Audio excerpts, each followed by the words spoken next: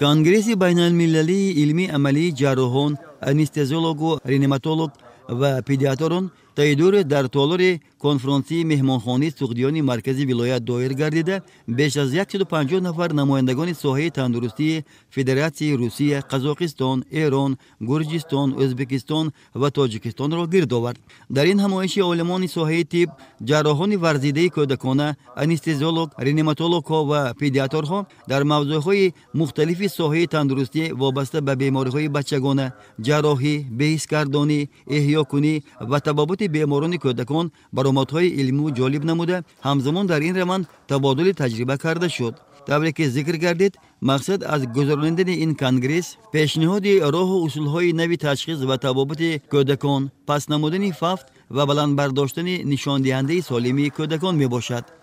در رفت کنگرس همه اون اصولهای نوی معاصر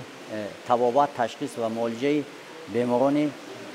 ساحه جراحی کودکانه برگزار می‌گردد و مهمانان ما در این کنگرس از جمهوری اسلامی ایران، از شهر مسکو، از جمهوری ازبکستان، از جمهوری قزاقستان، از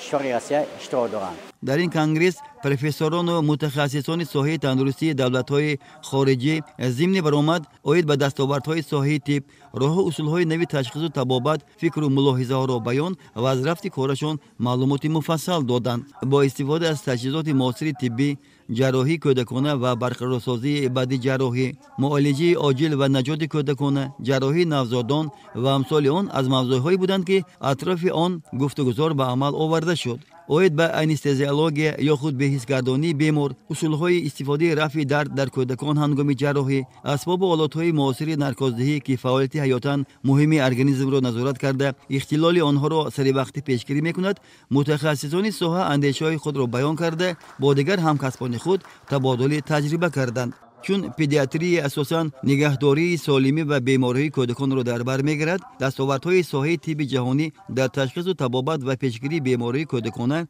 و راه و اصولهای معاصر معالجه یادرس گردیده، تاکید شد که همه نقصانهای کودکان را باید در ایام کودکی پیشگیری نمود تا همه عاقبت‌های پس از بیماری به وقوع آمده و گذرششان به بیماری‌های مزمن پیشگیری کرده شود. کنگره بین المللی جمعیت علمی جراحان، انستزیولوگ، رینیماتولوگ و پدیاتران با بررسی مسائل زیادی مبرم طب کودکانه، پیشنهاد و برخورداری از تجربه‌های برای همگان مفید در فضای ادامه همکاری‌های من بعدی طرف‌ها به آخر رسید.